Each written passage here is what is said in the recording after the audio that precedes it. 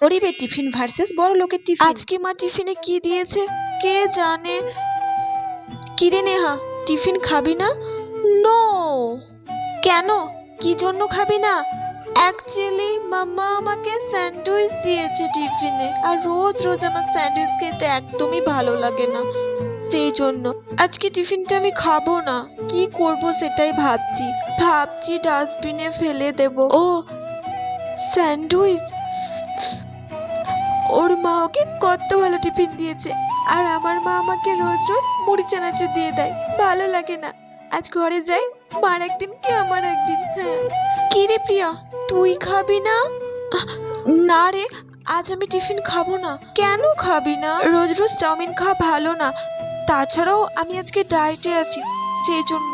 ও very good, এখন আসি। হ্যাঁ বাই। ভিডিওটি ভালো লাগলে প্লিজ লাইক করে চ্যানেলটিকে সাবস্ক্রাইব